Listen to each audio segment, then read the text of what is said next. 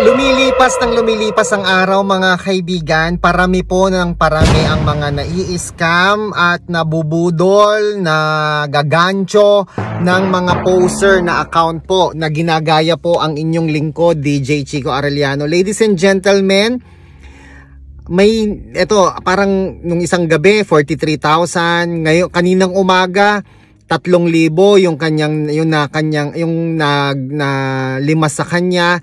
Tapos sumunod may nag-message na naman 26,000. May sumunod na naman po itong huli 3,000. Mga kaibigan, wag po ninyong ipagkakatiwala ang inyong GCash number o GCash MPIN, lalo na po ang inyong OTP. Ladies and gentlemen, ito po'y personal na mga account. Pwera na lamang po kung kayo po mismo ang nakikiusap doon sa tao na pinapagawaan ninyo. Pero hindi po dapat ninyo binibigay yan kahit kanino. Kasi mahirap po talaga magtiwala, sa totoo lang po. Alam ko po, naiintindihan ko po, dala ng matinding pangangailangan, kaya ayan po yung pinagsasamantalahan ng mga scammers, ladies and gentlemen. Again, number 1, paalala ko sa inyo, kung hindi kayo nakakasigurado o kaya naman kahit sigurado kayo na si DJ Chico yon, pinakamabuti pa rin po ang mag-video call kayo sa kanya, okay? Hindi pwedeng hindi siya makipag-video call kasi magta-transact po siya sa inyo pera po yan pera nyo po iyan. Kung ayaw niya magpa-video call dahil busy daw siya, nasa event daw siya, marami siyang ginagawa, pues wag niyo pong ituloy yung transaction. Simula pa lang, hindi na siya marunong makipag-usap sa inyo. No? Alam niyo po mga kaibigan, kahit nasa event po ako, ngayon nasa event po ako, andito po ako merong Christmas party po na magaganap dito sa San Fernando, Pampanga.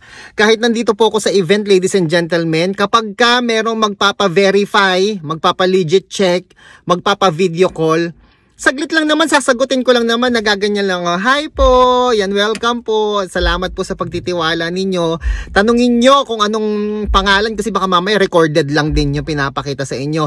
Napakahalaga po ng video call. Diyan pa lang, yan po ang pinaka maitutulong ko sa inyong lahat. Kasi kahit i-report natin yung mga yan, sandamakmak na yan, wala pong magagawa i-report natin. Ano po, kahit ipa-police report nyo yan, ipa-NBI nyo, wala pong magagawa yan sa dami po ng scammer sa buong Pilipinas at sa buong mundo. Tayo na po ang mag-adjust sa mga scammer. Ano po? Tayo na po mag-legit check, mag-double check, mag-video call sa kanila para po makasure po tayo. Kahit busy po ako, kung makikipag-video call kayo, pues makipag-video call po kayo. Kung hindi ko po masasagot ang inyong video call, wag po kayong magpo-proceed sa kahit anong transaksyon. Ano po? Again, ladies and gentlemen, dito po sa aking GGives Cash Convert, hindi po ito real time. Ano po? Hindi po ito real time. At kahit po mag-proceed kayo sa aking GGives Cash Convert, kayo po ang pipindot, kayo po ang magdadial, hindi po ako. At kung sakali man na matuloy po ang ating transaksyon, you still have the chance to cancel, to return. Kahit lumipas ng 1 araw, 2 araw, 3 araw, pwede nyo pong i-cancel at i-return po yan. I-refund pala, i-cancel at i-refund, no, yung transaksyon na gagawin po natin mga kaibigan. Kasi pinahahalagahan po natin dito ang inyo pong pinansyal, ang inyo pong pera mga kaibigan. Hindi po biro ngayon ang hanap buhay, ang pagkakaroon ng pera. Napakahirap po ng pagkakaroon ng pera. Kaya mga kaibigan, pakaingatan nyo naman po ang inyong mga pera. Wag po kayo magpadalos-dalos. Kahit nangangailangan gipit po kayo, wag po kayo basta-basta magpapaniwala sa mga na yan, sa mga gusto ko murahin no? Sa mga scammers na yan. Makipag-video call kayo, that's number 1. Makipag-video call kayo. Kung ayaw sumagot, huwag kayong makipag-usap. Kung busy daw siya o ano, kasi yung itong pinakahuli, busy daw siya, nasa event daw siya, hindi daw siya makakasagot. Hello, di wag kayo makipag-transact. Ganun lang po yun mga kaibigan, ha? Again, kung gusto nyo po akong i-reach out, i-click nyo po yung link na nasa comment. Ako yung magko-comment, ha? Ako po mismo yung magko-comment. Ang hirap naman, ano? O kaya ganito, kasi nga, sige, pag may naklik kayong link dyan sa baba na ako yung nag-comment, itong YouTube channel ko yung nag-comment mga kaibigan, no?